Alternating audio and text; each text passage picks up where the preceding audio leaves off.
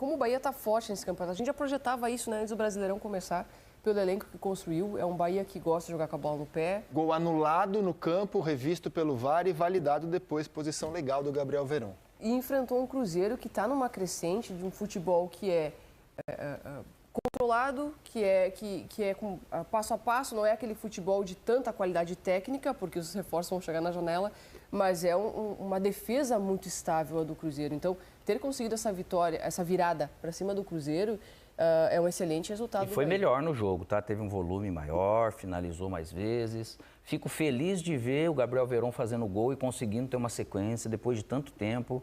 É um jogador importante, ainda é um menino, na verdade, que tem um futuro e estava se complicando a carreira dele por lesões. Então o Cruzeiro tem feito um trabalho brilhante com ele. O Cruzeiro consegue ser perigoso, sim, com a bola no pé, mas o Bahia ele tem um controle de jogo, seus atletas, nessa questão logística, sofre muito como o Vitória da Bahia, como o próprio Fortaleza, um Cuiabá, né, Juventude, que mesmo tendo voo hoje que sai de Caxias. Então, mas eu acho que o Bahia ele acabou sendo melhor, sim, fez por onde. É um time, cara, é um time que pelo jeito ele vai seguir incomodando na parte de cima da tabela. Porque o Bahia não é um time de uma nota só. O Rogério preparou muito bem. É um time que sabe jogar com a posse da bola, mas também sabe jogar em contra-ataque, em velocidade. O Rogério faz as substituições, coloca um Biel, coloca um jogador de velocidade e muda a forma de jogar. Olha que lance perigoso, cara. Que entrada feia, né? E o Marlon de novo, né?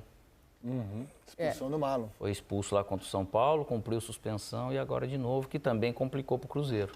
E aí você pega um Bahia, que você pega um exemplo, vai entrar no segundo tempo, você consegue colocar um Ademir e um Biel, que eles botam fogo no jogo quando eles não entram jogando. E o jogo muda pro Bahia, né? Taticamente. Eles têm muita opção, cara, de qualidade, na verdade, individual, e o Rogério tem feito um trabalho coletivo muito bom. O Bahia ainda não assumiu liderança em nenhuma rodada desse campeonato, mas está sempre ali, né? Está sempre rondando, está sempre ali na parte de cima, ao contrário do ano passado, quando esteve sempre na parte de baixo. Então a gente já pode dizer que esse é um ano de campeonato de parte de cima do Bahia. E aí quando aproveitou a chance, o Cruzeiro se expôs com 1 a menos, construiu a goleada de 4-1. Isso. Os gols foram do Tassiano, Estupinhan, Biel e Oscar, depois o Gabriel Veron abriu o placar. E ainda como é um time que está investindo, já acertou nessa base, vem a janela de meio de ano que deve chegar mais algum atleta para o Bahia para poder reforçar, ganhar mais opção para o resto do ano. Mas daí nesse confronto de janelas, a do Cruzeiro eu acho que vai ser mais forte. Vai ser porque ele precisa mais de alguns atletas, né? Agora o Bahia ele vai pincelar, mas tem condição para isso também, né? O que a gente tem até agora é muita promessa, né? Tem muita promessa de reforços na janela, inclusive de clubes endividados, prometendo aí vários jogadores. Todo mundo. Vamos ficar de olho na janela, agora a gente fica de olho no tempo. Troca de passes, faz um rápido intervalo, a gente volta já já. Um jogo com um contexto totalmente, né, que saiu fora do que você planejava, por mais uma expulsão pelo mesmo atleta que esteve sendo expulso recentemente. O que você pode falar a respeito? O Cruzeiro perdeu para ele mesmo? Já era um jogo muito difícil, porque a gente sabia da qualidade do Bahia. Um time que consegue jogar curto, tocar passes por dentro da estrutura defensiva. Fez mais de 700 passes contra o Flamengo, né? E vem atuando num nível muito alto. A gente se preparou também para conseguir gerar algumas dificuldades para eles. E encontramos também muitas dificuldades. Conseguimos sair na frente no placar, numa jogada bem construída, num mérito daquilo que foi trabalhado e os jogadores conseguiram criar em cima. E o Bahia, respondendo, jogando em casa e assumindo riscos, conseguiu ter mais a posse de bola e empurrar a gente para o nosso campo. A gente... Tá tranquilo? Tá funcionando? A gente, com alguma dificuldade, conseguiu defender bem, mas mais embaixo, defendendo bem a área, e tivemos algumas situações muito claras para gerar chance de gol ou chances de gol em transição, com oportunidade de fazer 2-0. Mas a gente precisava ajustar as abordagens da primeira linha de construção do Bahia, que variava hora em 3, hora em 2, e tirava as nossas referências para ajustar a marcação e empurrava a gente para trás. No intervalo, a gente volta com essa ideia, melhora um pouco, mas ainda tem alguns desajustes, deixa alguns espaços, E na minha leitura, depois que a gente faz as primeiras substituições do segundo tempo, a gente equilibra a equipe, volta a equilibrar o jogo, tem chances novamente de fazer o segundo gol. E depois disso vem a expulsão no momento em que a gente já havia recuperado o equilíbrio no jogo e tinha chances de ampliar o placar. Entendo que em alguns momentos que a gente jogou com um homem a menos, a gente foi equilibrado, eficaz e defendeu bem e manteve o equilíbrio da equipe no jogo, tanto emocional quanto posicional, mas no jogo de hoje a nossa proposta, a forma que a gente optou para fazer o jogo com um homem a menos, ela não foi tão efetiva, a responsabilidade, sobretudo nesse sentido, ela é minha, porque eu, como treinador, eu tenho que lidar com as possibilidades da equipe ficar com um homem a menos e ter decisões assertivas. Então, era um jogo difícil. O contexto ficou muito desfavorável, sim, com um homem a menos. A gente está enfrentando um grande adversário fora de casa.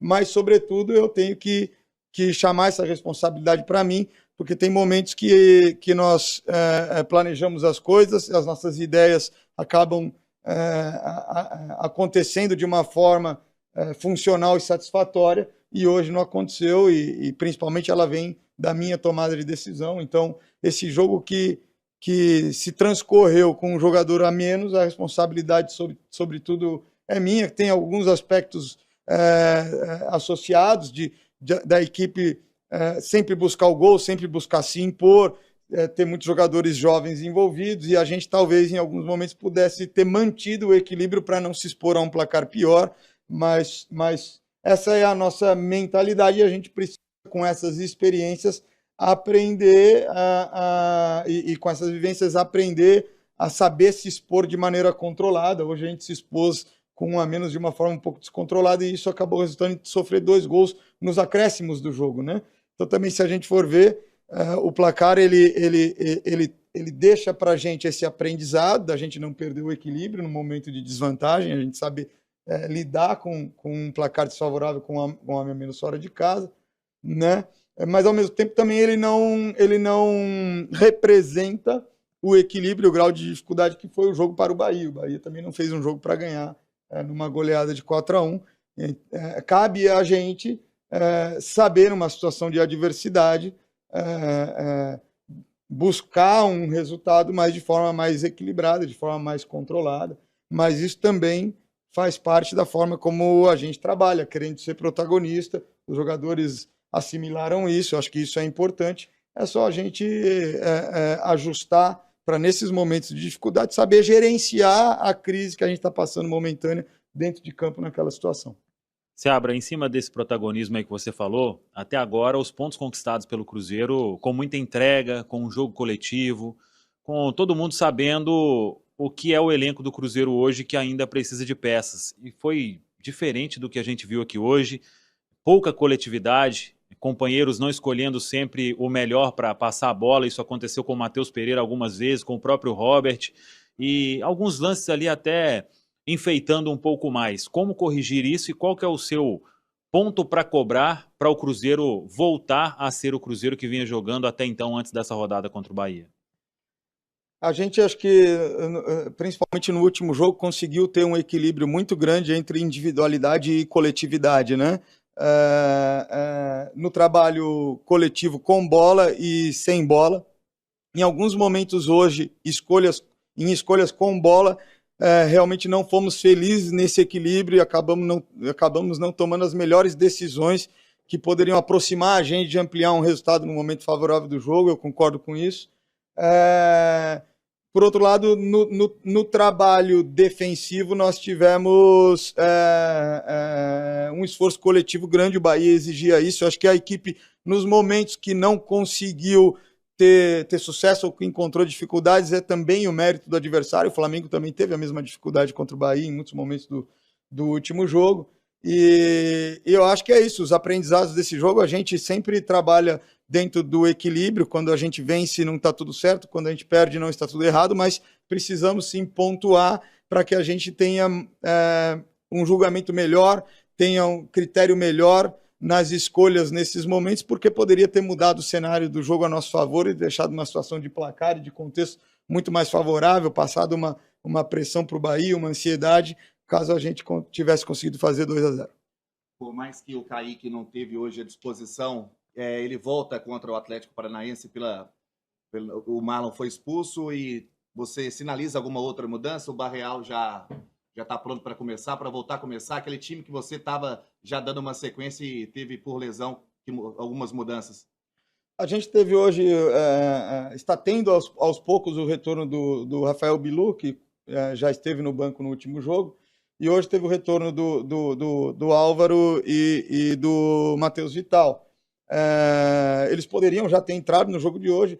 A circunstância é que você colocar em campo um jogador quando a equipe já está com 1 a menos e ele não vem de uma sequência de jogo, é uma situação um pouco desfavorável para esse jogador, eu entendo. Então, preferi optar por aqueles que já vêm entrando e estão com um pouco mais de ritmo, mas eles estão à disposição, podem ser utilizados em circunstâncias normais aí a partir da próxima partida. E quanto ao Kaique, vamos aguardar, a gente ainda não é muito cedo para saber. É lógico que a gente sempre espera poder contar com todos os jogadores. Ô, Seabra, sobre o Marlon também, mais uma expulsão, às vezes pode ser excesso de vontade, etc., mas prejudica o time mais uma vez. Qual que é a postura internamente para se corrigir isso na conversa com o jogador? Exato, a gente tem que orientar, cobrar, conscientizar. Com certeza é excesso de vontade. O Marlon é um jogador leal, não é um jogador desleal. E precisamos achar esse equilíbrio aí na competitividade para que isso não venha acontecer, porque acaba prejudicando muito a equipe, prejudica ele também, mas é uma pessoa que é fácil de lidar, que recebe muito bem as orientações, as cobranças e também os incentivos.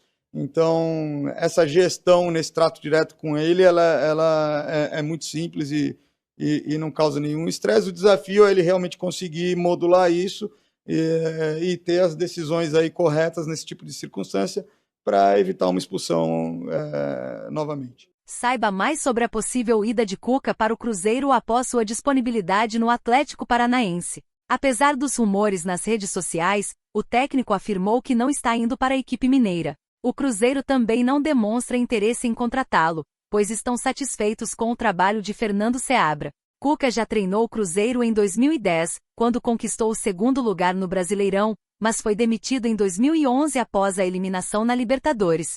Cuca, que treinou o arquirrival Atlético Mineiro, deverá se reunir com a diretoria do Atlético Paranaense para definir seu futuro. E aí, galera, o que acharam? Deixe nos comentários. Não se esqueçam de deixar o like e de se inscreverem no canal e ativar o sininho para receber as notificações. Até mais, Nação Celeste! Vamos pra frente!